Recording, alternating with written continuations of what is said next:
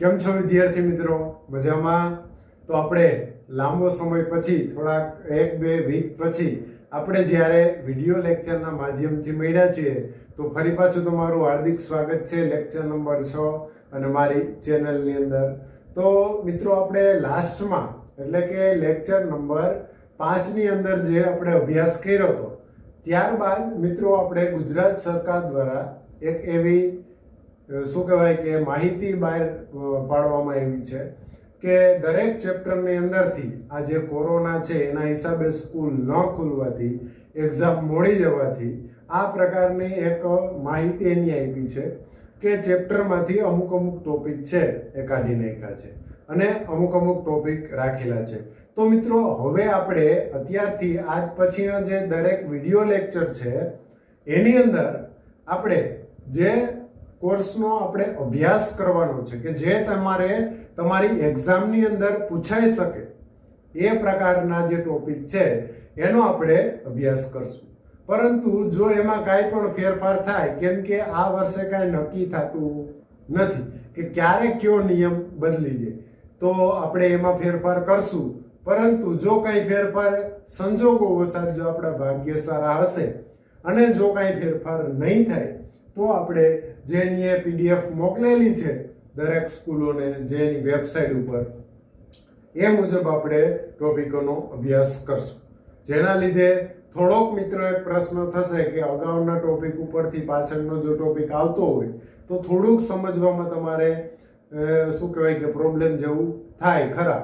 તો એનું સોલ્યુશન છે તમારે આગળનો જે ટોપિક છે એ તમારે તમારી રીતે વાંચી અને સમજવાની ટ્રાય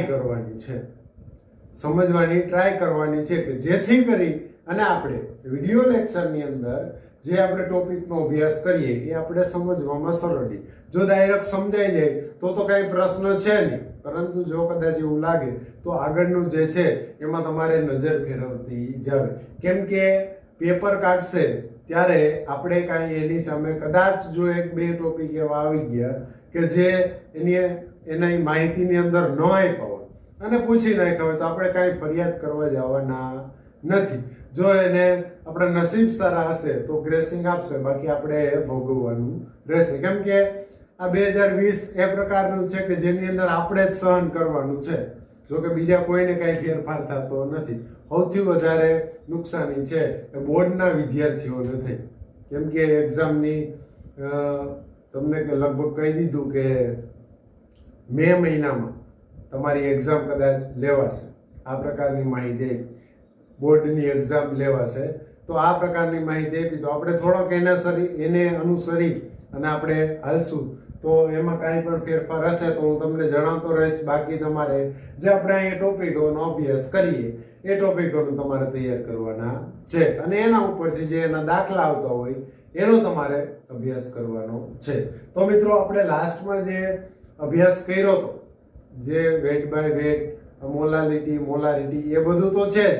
એના પછી આપણે ટોપિક આવે છે કે પ્રવાહી દ્રાવણના બાષ્પ દબાણ, કે જે પ્રવાહી દ્રાવણ છે એના બાષ્પ દબાણ વિશે આપણે માહિતી મેળવવાની છે. તો એની અંદરથી મિત્રો પહેલો ક્વેશ્ચન આવે છે, શું છે તો કે બાષ્પશીલ દ્રાવ્ય. એની અંદર પહેલો ક્વેશ્ચન આવે છે કે બાષ્પશીલ દ્રાવ્ય અને બાષ્પશીલ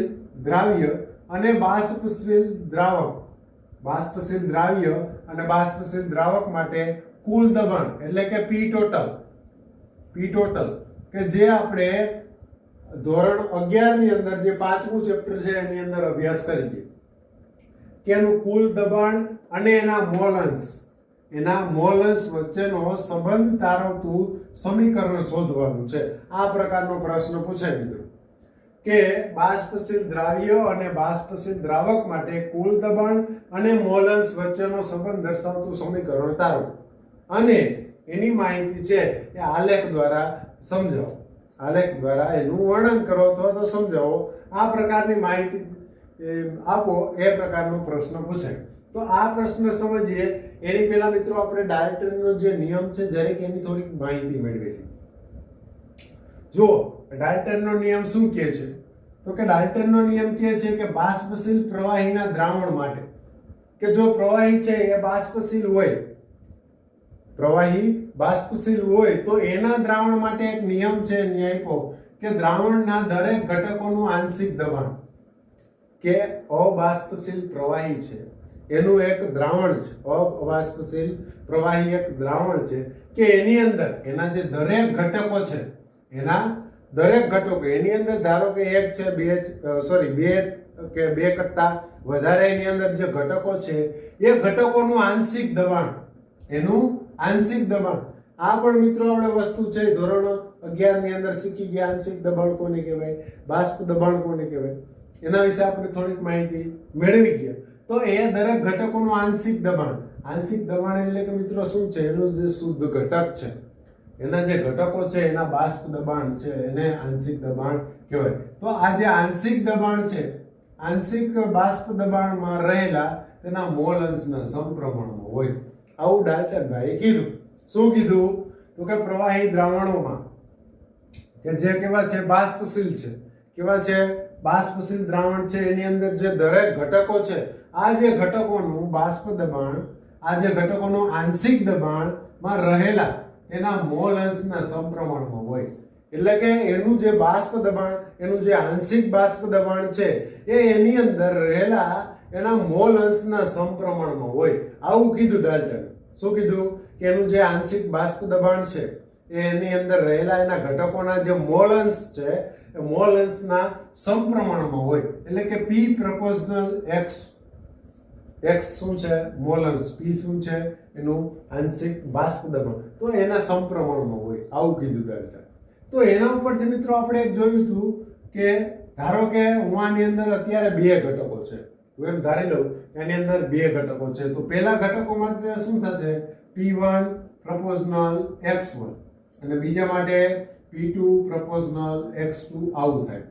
પરંતુ મિત્રો આપણે ધોરણ 11 ની અંદર ચેપ્ટર નંબર 5 ની અંદર જોયું હતું કે P બરાબર એટલે કે આંશિક દબાણ બરાબર બાહ્ય દબાણ બરાબર આંશિક બાષ્પ દબાણ બરાબર, આંશિક બાષ્પ દબાણ બરાબર એના મોલ અંશ અને P0. ધારો કે હું અહીંયા P1 માટે લઈ લઉં કે P1 એટલે કે પહેલા ઘટકોનું જે આંશિક બાષ્પ દબાણ છે, પહેલા ઘટકોનું આંશિક બાષ્પ દબાણ છે એના મોલ અંશ, x1 ના મોલ અંશ અને P01 આ બંનેના ગુણોત્તર જેટલું થાય. એટલે કે P01 એટલે શું, તો કે P01 એટલે કે ઘટક 1 નું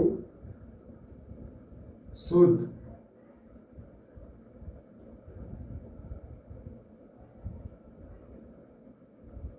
બાષ્પ દબાણ. આ એનું શું છે, P01 એનું શુદ્ધ બાષ્પ દબાણ છે. શું છે? શુદ્ધ બાષ્પ દબાણ. આવું આપણે જે ધોરણ 11 ની અંદર જોઈએ. તો હવે મિત્રો હું P2 માટે મેળવું તો P2 માટે શું થશે, x2 into P20, P20 એટલે કે આ 0 મતલબ શું દર્શાવે મિત્રો, 0 હોય તેનો મતલબ શું થાય, તો કે એની અંદર જે ઘટક છે એનું જે બાષ્પ દબાણ છે એ કેવું છે, શુદ્ધ છે. કેવું છે? શુદ્ધ, 100% શુદ્ધ છે, એટલા માટે અહીંયા 0 દર્શાવવામાં આવે. આવું આપણે ડાલ્ટનભાઈએ કીધું.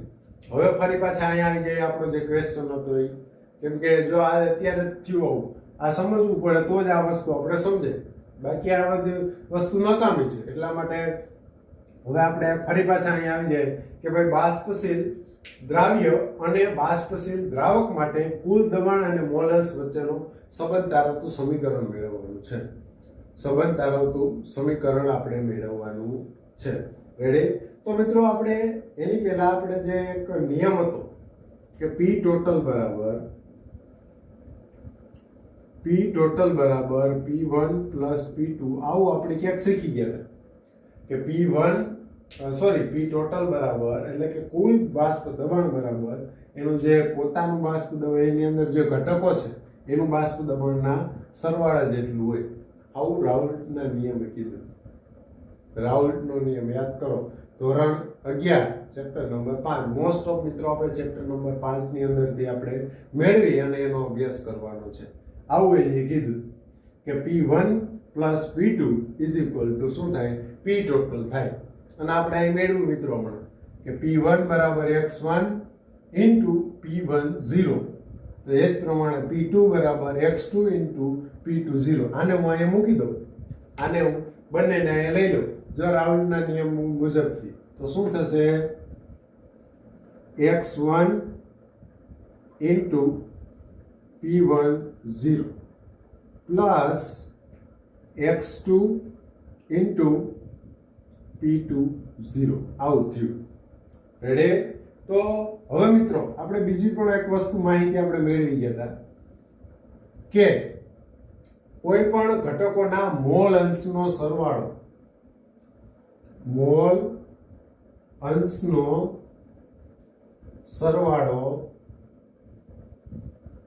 એક થાય. આવું આપણે જોઈએ. રેડી? આટલી માહિતી આપણે મેળવી. ત્યારબાદ આપણે આપણા ક્વેશ્ચનમાં આવીએ. તો ત્યારબાદ આપણે જોઈએ કે ધારો કે મારી પાસે એક કેવું છે બાષ્પશીલ પ્રવાહી છે, એની અંદર બે ઘટકો છે. કેટલા ઘટકો છે? બે ઘટકો છે. મેં કોઈ પણ એક બાષ્પશીલ દ્રાવણ છે મિક્સ કરેલું છે, એની અંદર બે ઘટકો છે. તો એના મતલબ એની અંદર હું ધારું કે મિત્રો એનું બાષ્પ દબાણ કેટલું છે? P1 છે. કેટલું છે? પહેલાનું P1 છે અને બીજાનું P2 છે. અને ધારો કે એના મોલ અંશ પહેલાના કેટલા છે? x1 છે અને બીજાના કેટલા છે? x2 છે. હવે આપણે જે સમીકરણ મેળવવાનું છે એનો ઉપયોગ કરીએ કે P ટોટલ બરાબર P1 પ્લસ P2. તો P1 છે એ આ રાઉન્ડના નિયમ મુજબથી હું અહીંયા મૂકું તો x1 into P1 0 plus x2 into P2 0. અને બીજું આપણે માહિતી જોઈ કે મોલ અંશનો સરવાળો કેટલો થાય? 1 થાય. તો આના જે મોલ અંશ છે x1 પ્લસ x2 બરાબર કેટલા થશે? 1 થાય. કેટલા થાય? 1. તો અહીંયા મિત્રો હું x1 ને સૂત્રનો કરતા બનાવું તો શું થશે? 1 માઇનસ x2 થાય. 1 માઇનસ x2 થાય. રેડી? આ પ્રકારની માહિતી આપણે આના ઉપરથી x1 ને મેં સૂત્રનો કરતા બને. તો અહીંયા હું x1 ની જગ્યાએ એની કિંમત મૂકી દઉં તો શું થશે? 1 minus x2 into P1 0 plus x2 into P2 0. Ready? તો હવે આ જે P1 0 છે હું આ કૌંસ સાથે ગુણી નાખું તો શું થશે? P1 0 minus P1 0 into x2 plus P2 0 into x2. તો આ બંનેમાંથી કંઈક સામાન્ય નીકળે. શું સામાન્ય નીકળશે? x2. હવે સામાન્ય કાઢી લો. આ P1 0 એમ ના માઇનસ x2 સામાન્ય કાઢી લો તો શું વધશે? P1 0 plus P2 0. રેડી? આવું થાય? નહીં, આવું ન થાય. અહીંયા શું આવશે? માઇનસ આવશે. શું આવશે? માઇનસ. તો ઓછે વધતા થાય. રેડી? તો આ રીતે મિત્રો આ જે સમીકરણ મળે અને આ સમીકરણ છે એને મારે નિશાની બદલાવવી હોય તો આ પ્રકારનું સમીકરણ પણ થઈ શકે કે P1 0 એ માઇનસ છે તો ધારો કે હું અહીંયા પ્લસ કરી નાખું તો પ્લસ બરાબર x2 into P1 0 plus P2 0. આવું કેમ થયું કે આ કઈ રીતે મળે કે આમાં તમે એમનો નિશાની ફેરવી નાખો એમ ન હાલે. પરંતુ આપણે અહીંથી ધારો કે આ જે છે એને હું આ પ્રકારે લખું તો આપણે જે આ જે સૂત્રો મિત્રો આ સૂત્ર પણ ખોટું નથી, પરંતુ આપણે જે ટેક્સ્ટ બુકની અંદર જે સૂત્ર આપેલું છે એ મુજબ જાય તો અહીંયા P1 0 છે, આને હું આ સાઈડ લઈ લઉં અને આને હું આ સાઈડ લઈ લઉં. રેડી? આ બેને હું ખાલી ફેરવી નાખું તો શું થાય? P1 0 plus P2 0 x2 minus P1 0 x2 આ પ્રકારનું થાય. તો આને હું આ રીતે લખું P1 0 અહીંયા x2 ને સામાન્ય કાઢી લઉં તો x2 બરાબર શું થાય? P2 0 minus P1 0. આ પ્રકારનું સૂત્ર પણ હાલે. આ આપણે અત્યારે નહીં રાખીએ. રેડી? તો બરાબર P ટોટલ બરાબર શું મળશે? P1 0 plus x2 P2 0 x2 ની x2 ત્યારબાદ કૌંસની અંદર p20 માઈનસ p10 આ પ્રકારની આપણે સૂત્ર મેળવ્યું. કોના ઉપરથી? તો કે બાષ્પશીલ દ્રાવ્ય અને બાષ્પશીલ દ્રાવક માટે કુલ દબાણ અને મોલ અંશ વચ્ચેનો સંબંધ આ પ્રકારનો સંબંધ મળે. આ પ્રકારનો સંબંધ મળે. સમજો મિત્રો, સૂત્ર શું છે? તો કે p ટોટલ બરાબર p10 પ્લસ x2 અને એની અંદર કૌંસની અંદર p20 માઈનસ p10 આ પ્રકારનું મળ્યું. રેડી? તો આના ઉપરથી આ જે સમીકરણ મળ્યું મિત્રો, એના ઉપરથી આપણે તારણ કાઢી શકીએ. શું કામ? તો કે આપણો પ્રશ્ન શું હતો મિત્રો? કે એની અંદર જે દ્રાવક છે અને જે દ્રાવ્ય છે એનું કુલ દબાણ અને એના જે મોલ અંશ છે એની વચ્ચેનો આપણે સંબંધ દર્શાવતું એક સમીકરણ મેળવવાનું હતું. તો આપણે આ સમીકરણ મેળવ્યું. તો આના ઉપરથી આપણે તારણ કાઢી શકીએ મિત્રો કે કોઈ પણ જે પ્રવાહી છે, કોઈ પણ એક પ્રવાહીનું દ્રાવણ છે એની અંદર બાષ્પશીલ દ્રાવ્ય અને બાષ્પશીલ દ્રાવક છે, તો એનું જે કુલ દબાણ છે, એનું કુલ જે બાષ્પ દબાણ છે એ એની અંદર રહેલા કોઈ પણ એક ઘટકના મોલ અંશના સમપ્રમાણમાં અથવા તો એના ઉપર આધારિત છે એવું કહી શકીએ આપણે.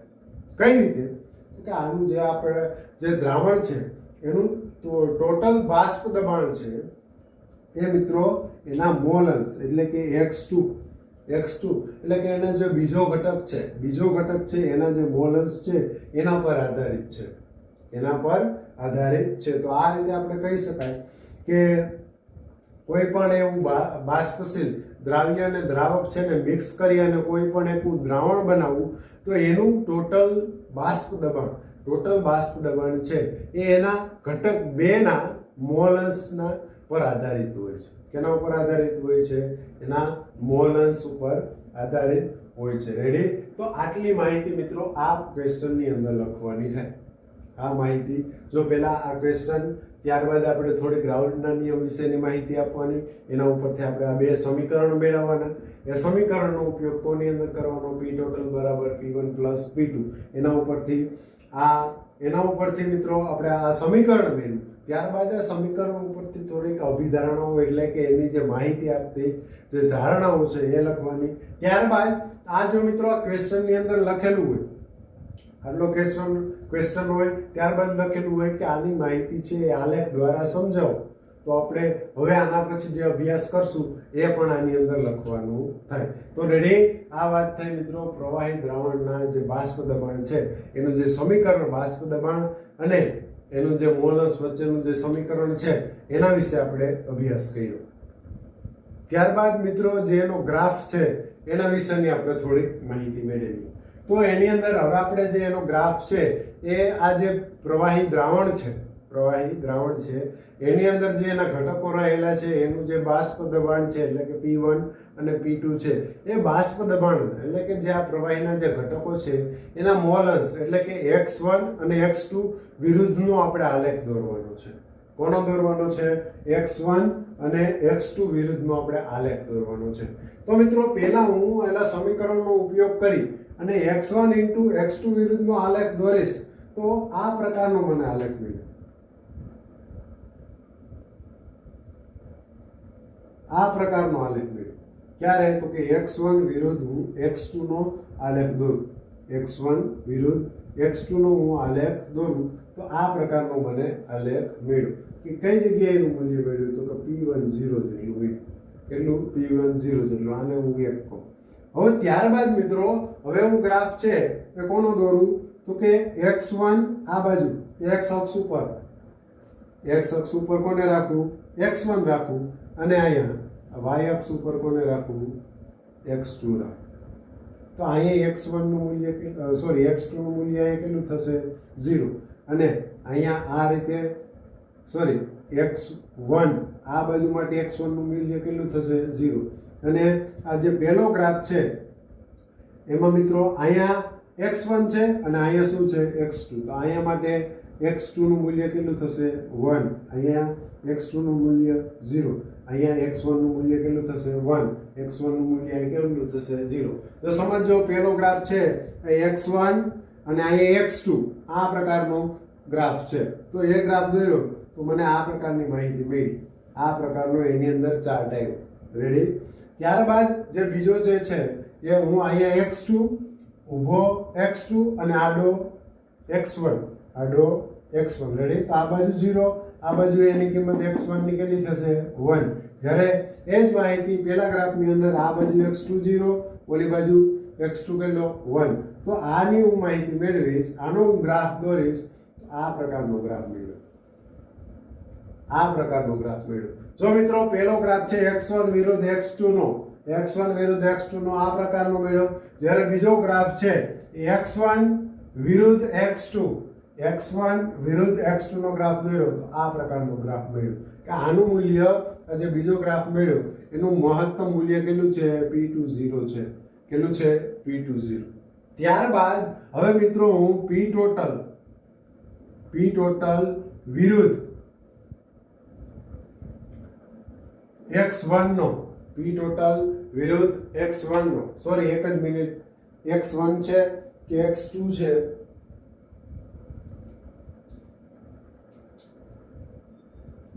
x2 છે કે P ટોટલ વિરુદ્ધ x2, P ટોટલ વિરુદ્ધ x2 નો હું ગ્રાફ દોરું. હવે આ બંનેનો ગ્રાફ દોરું. પહેલો ગ્રાફ કોનો દોર્યો x1 વિરુદ્ધ x2, બીજો x2 વિરુદ્ધ x1. ત્યારબાદ ત્રીજો ગ્રાફ દોરીશું P ટોટલ વિરુદ્ધ px નો.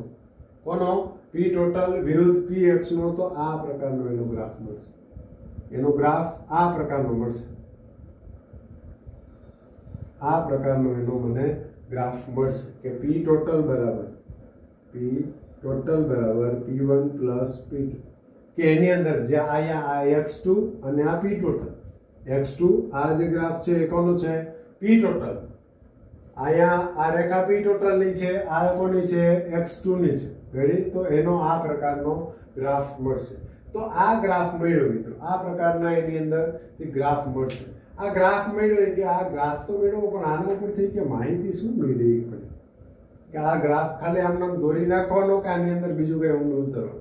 જો મિત્રો એટલું બધું કઈ ખાસ છે નહીં, પરંતુ આના ઉપરથી આપણે એના મહત્તમ મૂલ્ય, એની અંદર એના દ્રાવ્ય થવાની, એની જે બાષ્પ દબાણ છે એની અંદર દ્રાવ્ય થવાથી એનું જે બાષ્પ દબાણ છે એનું મહત્તમ મૂલ્ય અને ન્યૂનતમ મૂલ્ય આપણે મેળવી શકીએ. કઈ રીતે? એનું મહત્તમ મૂલ્ય કેટલું થશે મિત્રો P20 થશે.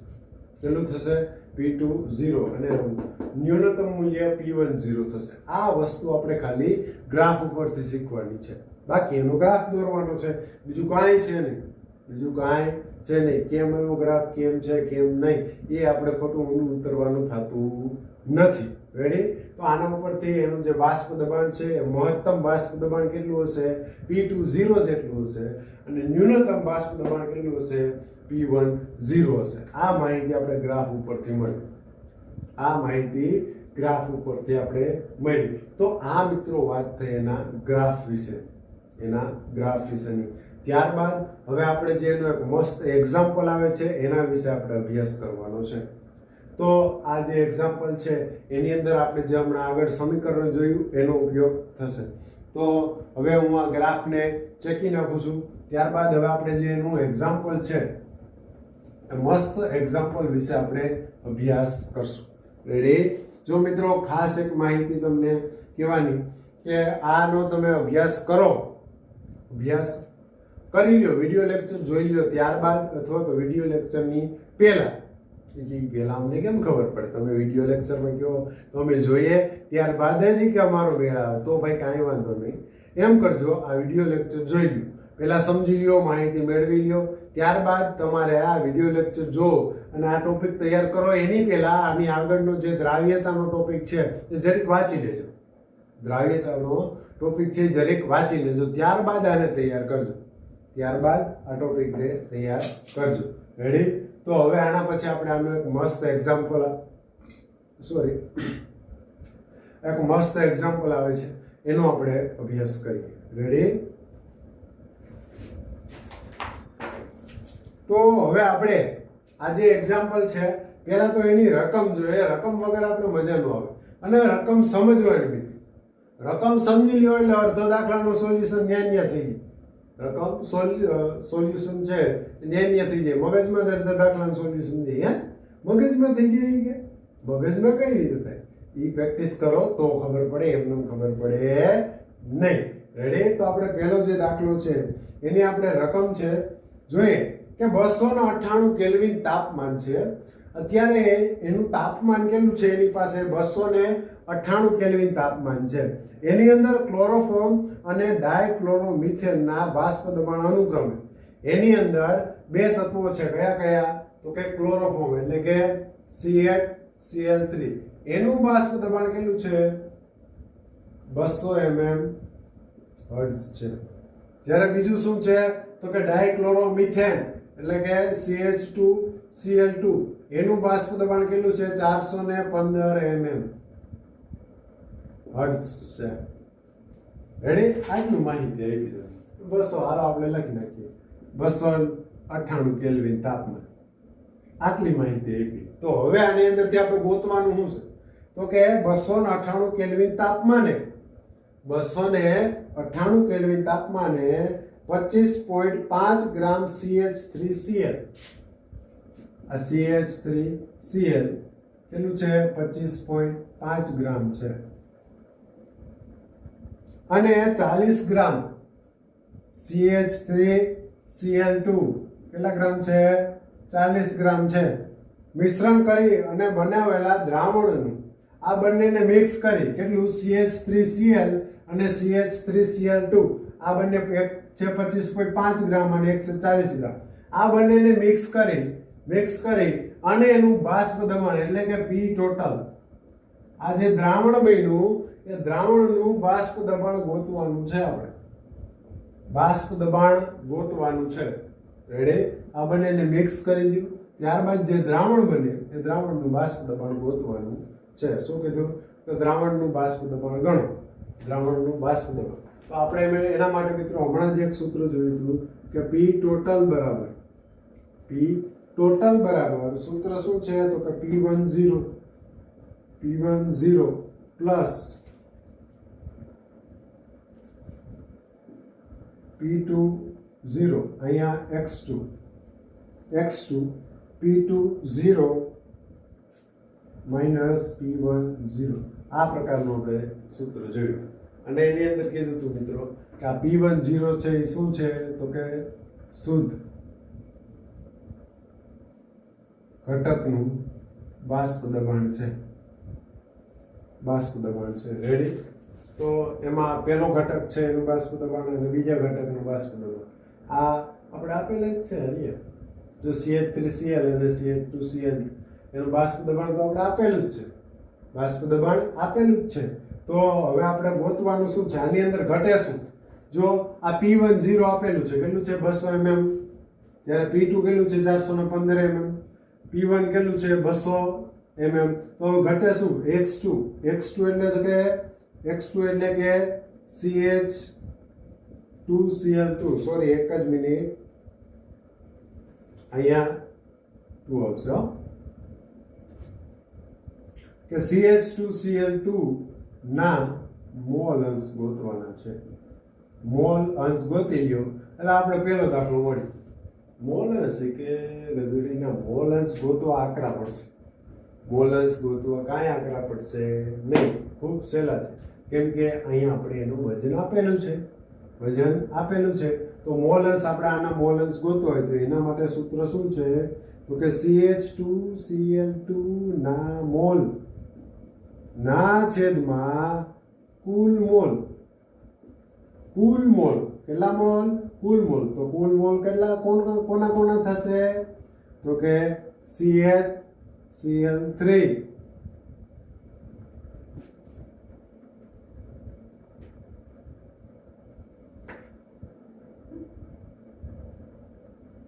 Cl3 ના મોલ પ્લસ CH2Cl2 ના મોલ. આમાં ખાલી મોલ ગોતવાના છે. તો હવે પહેલા કોના મોલ ગોતીએ આપણે? CH2Cl2 નો મોલ ગોતીએ તો CH2Cl2 ના મોલ બરાબર વજનના છેદમાં એનું આણ્વીય દળ. તો એનું વજન કેટલું આપ્યું? 25.5 ગ્રામ. એનું આણ્વીય દળ તમને ગોતતા આવડે અને ન આવડે તો હજી શીખી લેજો અને અહીં મૂકી દેજો. તો 25.5 ધારો કે એનું આણ્વીય દળ કેટલું છે? x. તો આનો જવાબ ધારો કે આવ્યો a રાખીએ. હાલો, ધારો કે આનો જવાબ આવ્યો b. આનો જવાબ આવ્યો b. રેડી? એના મોલ મળી ગયા. હવે ત્યારબાદ આપણે મેળવીએ CHCl3 ના મોલ. તો એના મોલ બરાબર, સોરી અહીંયા આપણે 25 નહીં આવે, અહીં કેટલું આવશે? 40 આવશે. તો અહીંયા હવે શું આવશે? 25 ના છેદમાં ધારો કે CHCl3 ના આણ્વીય દળ કેટલું છે? તો કે c જેટલું છે. તો આનો જવાબ મેળવો કેટલો? d આવ્યો. કેટલો આવ્યો? d. તો હવે અહીંયા હું મૂકી દઉં. આ બંનેના મોલ મને મળી ગયા. અહીંયા હું મૂકી દઉં તો x2 બરાબર શું થશે? CH2Cl2 નો મોલ કેટલા છે? b છે. છેદમાં b પ્લસ d. રેડી? તો આની ગણતરી કરું તો ધારો કે જવાબ આવ્યો e. શું આવ્યો? e. આ x2 શું મળ્યું? e મળ્યું. તો હવે આ જે સૂત્ર આપણે વાપર્યું p ટોટલ બરાબર p ટોટલ કે આ a b c d આવા જવાબ આવે એટલે નહીં હો ભાઈ. જોજો અહીંયા તમારે કિંમત મૂકી અને કેલ્સી ની અંદર ગણતરી કરી પછી આનો જવાબ અહીંયા મૂકવાના છે. એમને કે તમે બી સી ડી એક કઈના રિટર્ન વર્કમાં જો બી સી ડી અને ઈ એવું મને દેખાણું ને એટલે આગલા લેક્ચર ની અંદર વારો ચડી જાય તમારે. કેમ કે આ છે કેલ્સીમાં ગણતરી કરવાની છે, બીજું આમાં કાંઈ કરવાનું છે નહીં. આપણે ચાલુ લેક્ચરે જ્યારે રૂબરૂ મળતા ત્યારે તમે જ ગણતરી કરતા અને જો બોલતા અને હું અહીં લખતો.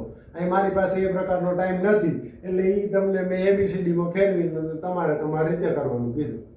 રેડી? તો હવે પી ટોટલ બરાબર આપણે x2 કેટલો મેળવ્યું ઈ. તો હવે હું ડાયરેક્ટ કિંમત મૂકું તો પી ટોટલ બરાબર p10 કેટલું છે? 200. કેટલું છે? 200 પ્લસ x2 કેટલું મળ્યું? ઈ. ત્યારબાદ શું છે? p2 p1 એટલે કે 415 200. 415 200. રેડી? તો આની હવે ગણતરી કરો. અહીંયા ગણતરી કરો, જે જવાબ આવે એ પી ટોટલ આવશે. શું આવશે? પી ટોટલ. અને કેટલો આવશે? તો કે 347.9 mm હર્ટ્ઝ આવશે. કેટલો આવશે? 347.9 mm. જો નો આવે તો ફરી પાછો તમારે દાખલો ગણવાનો છે. રેડી? ફરી પાછો તમારે દાખલો ગણવાનો છે. તો આ મિત્રો એક્ઝામ્પલનો પહેલો દાખલો થયો. પરંતુ હજી એની અંદર બીજો દાખલો બાકી છે. તો બીજો દાખલો શું કહે? તો કે આ બાષ્પ કલામાં દરેક ઘટકોનો મોલ જ ગણો. કે બાષ્પ કલા એટલે શું? બાષ્પ કલા એટલે શું? તો કે બાષ્પ કલા એટલે કે કાંઈ નહીં તો કે દ્રાવણ સાથે સંતુલનમાં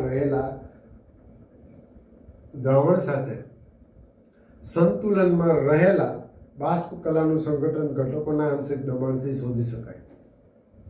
કે આ જે બાષ્પ કલા છે એની અંદર રહેલા જે એના ઘટકો છે એના બાષ્પ દબાણ ઉપર આધારિત છે. તો આ જે બાષ્પ કલા છે એ દ્રાવણ સાથે સંતુલનમાં રહેલી બાષ્પ કલા, એની સાથે સંતુલનમાં જ રહેલી બાષ્પ કલા છે એક પ્રકારની આધારિત કોના ઉપર છે? બાષ્પ દબાણ ઉપર. એ કોની સાથે સંતુલનમાં રહેલી હોય? તો કે બાષ્પ કલા છે દ્રાવણ સાથે સંતુલનમાં રહેલી હોય. અને આ બાષ્પ કલા છે એને વાય તરીકે દર્શાવવામાં આવે. શેના તરીકે દર્શાવવામાં આવે? વાય. તો વાય નો મતલબ શું થાય? બાષ્પ કલા થાય. તો હવે આપણે આની બાષ્પ કલા શોધવાની છે. તો એની જે બાષ્પ કલા છે એની થોડીક આપણે માહિતી મેળવીએ. કાંઈ વધારાની માહિતી મેળવવાની નથી, પરંતુ બાષ્પ કલાનું સૂત્ર છે કે આપણે અગાઉ મિત્રો આ પ્રકારનું સૂત્ર જોયું હતું કે P1 બરાબર x1 ઇન્ટુ પી ટોટલ. આવું આપણે ક્યાંક સૂત્ર જોઈ ગયા હતા. ક્યાં જોઈ ગયા હતા? ચેપ્ટર 5 ધોરણ 11. એની અંદર આપણે આ સૂત્ર જોઈએ હતા કે P1 બરાબર x1 ઇન્ટુ P ટોટલ, એટલે કે એનું પોતાનું આંશિક દબાણ, પોતાનું પર્સનલ દબાણ બરાબર એના મોલ અંશ અને એનું કુલ દબાણના ગુણોત્તર જેટલું હોય. તો આ જ રીતે અહીંયા જે એનું P1 બરાબર અહીંયા y1 ઇન્ટુ P ટોટલ, કે એનું આંશિક દબાણ બરાબર જેની બાષ્પ કલા છે અને એના P ટોટલના ગુણોત્તર જેટલું હોય, આ પ્રકારનું સૂત્ર છે. રેડી? તો હવે આ સૂત્રનો ઉપયોગ કરી આપણે શું મેળવવાનું છે? બાષ્પ કલામાં દરેક ઘટકોના મોલ અંશ મેળવવાના છે. દરેક ઘટકોના મોલ અંશ મેળવવાના છે. એટલે કે આ જે બાષ્પ કલા છે y1 અને y2 મેળવવાનું છે. તો અહીંયા બે જગ્યાએ આ જ રીતે P2 માટે y2 ઇન્ટુ P ટોટલ હું બેને સૂત્રનો કરતા બનાવી લઉં. તો અહીંયા y1 ને હું સૂત્રનો કરતા બનાવું તો શું થશે? P1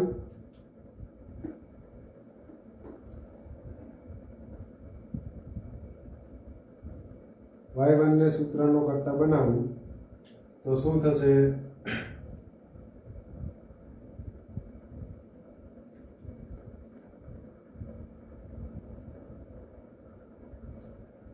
P1 ના છેદમાં P ટોટલ. આ પ્રકારની ગણતરી કરવાની છે. રેડી? તો આની ગણતરી એ જ રીતે y2 માટે P2 ના છેદમાં P ટોટલ. P ટોટલ આપણે જે હમણાં મેળવ્યું છે એ P ટોટલ જે આપણે મેળવેલું છે એ, અને P1 અહીંયા P1 અને P2 છે, ધ્યાન રાખજો મિત્રો. તો P1 બરાબર શું થાય? P1 બરાબર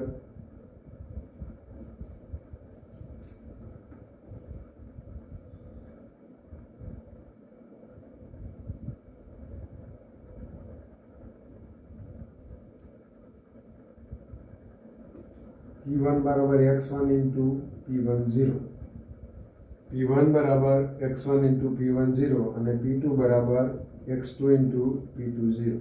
આ બંનેની કિંમત મૂકી અને એ મૂકી દેવાની. તો આના ઉપરથી આપણે y1 અને y2 મળી જાય, એની બાષ્પ કલા મળી. રેડી? તો આ મિત્રો એક્ઝામ્પલ છે, એનો આપણે અભ્યાસ કર્યો. ઓકે? તો આ એક્ઝામ્પલ છે એ તમારે કમ્પ્લીટ ગણી, જો આમાં એટલું બધું કંઈ ખાસ છે નહીં, માત્ર ને માત્ર સૂત્રનો ઉપયોગ કરીને ગણતરી કરવાની છે. અહીંયા ધ્યાન રાખજો P1 અને P2 છે, ડાયરેક્ટ P10 ની કિંમત મૂકી દેતા નહીં, નકર જવાબ આવશે નહીં, આવશે પણ ખોટો આવશે. એટલે આ રીતે એનો ઉપયોગ કરી અને આપણે આ દાખલો ગણવાનો છે. તો આપણે આ મસ્ત એક્ઝામ્પલ વિશે આપણે અભ્યાસ કર્યો. તો આજના લેક્ચરની અંદર આપણે આટલું રાખીએ, બાકીનો જે છે આપણે નેક્સ્ટ લેક્ચરની અંદર અભ્યાસ કરશું. અને આ જે આપણે રજા પડી હતી, એટલે રજા તો ન કહેવાય પણ થોડોક નાનકડો એવો બ્રેક હતો, એ થોડીક તબિયતના હિસાબે હતો, એટલે હવે આપણે રેગ્યુલર ચાલુ થઈ જશે. અને કદાચ જો મિત્રો એક તમને બીજી એક રિક્વેસ્ટ કરવાની કે આ મોસમ હાલે એના કારણે થોડુંક ઝીણા મોટું કામ અમારે પણ હોય. અમે આવું નવરા તો હોય નહીં, વિડીયો લેક્ચર સિવાય અમારે બીજો કંઈ ધંધો ન હોય એવું ન હોય, પરંતુ આ મોસમના કારણે થોડાક થાકી જવાના લીધે કદાચ વિડીયો લેક્ચર આમ તેમ થાય તો ખોટા ફટાકા નાખવાની. ચોખ્ખી એક તમને એક માહિતી આપું કે કદાચ જો આવશે વિડીયો લેક્ચર એક તમારે આવશે, કદાચ વહેલા મોડા થાય, કદાચ વહેલા મોડા પણ થાય, અને કદાચ 1-2 દિવસ આમ તેમ પણ થાય, તો એના હિસાબે તમારે ગ્રુપમાં પૂછી લેવાનું કે વિડીયો લેક્ચર ક્યારે આવશે, અથવા તો આજે આવશે કે નહીં આવે. આ પ્રકારની માહિતી મેળવી લેવાની. પણ આના હિસાબે તમારે ફટાકા નહીં નાખો કે અમારો કોર્સ કેદી પૂરો થાય, અમારો આમ ને તેમ ને, એ બધી ઉપાધિ અમારે કરવાની છે. તમારે એક પણ પ્રકારની ઉપાધિ કરવાની છે નહીં. અહીંથી તમને જેટલું વર્ક આપીએ એટલું વર્ક મોકલવાનું. રેડી? અને વર્ક કરવાનું અને અભ્યાસ કરવાનો. જોકે તમે પણ હમણાં મોસમની અંદર ઓપનરમાં અને માંડવી ઉપાડવામાં અને કામે જતા જ હશો, પણ ભૂલતા નહીં, ભેગું આ પણ ચાલુ રાખવાનું છે. આ પણ ચાલુ રાખવાનું, કામ કરવું જ જોઈએ. તો જ આપણે ખબર પડે કે ભણતર છે એ શું છે, એમાં ફાયદો છે કે નથી, તો જ ખબર પડે. તો એ પણ તમારે કરવાનું છે.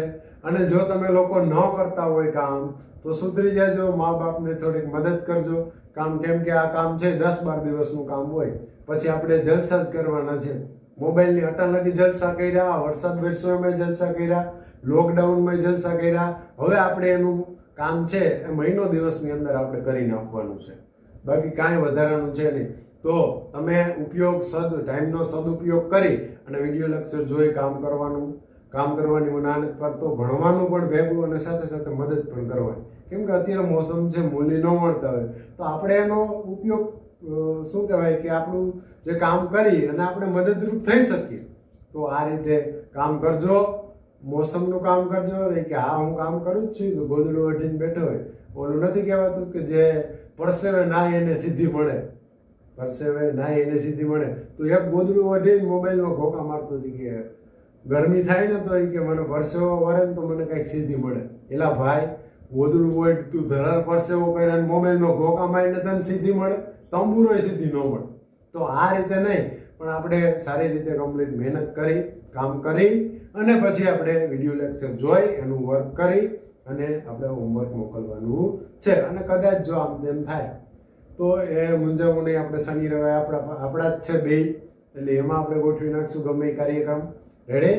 તો આપણે આજના લેક્ચરમાં આટલું રાખીએ, બાકીનું હવે આપણે નેક્સ્ટ લેક્ચરની અંદર અભ્યાસ કરશું. ત્યાં સુધી બધા જ વિદ્યાર્થી મિત્રોને જય શ્રી કૃષ્ણ.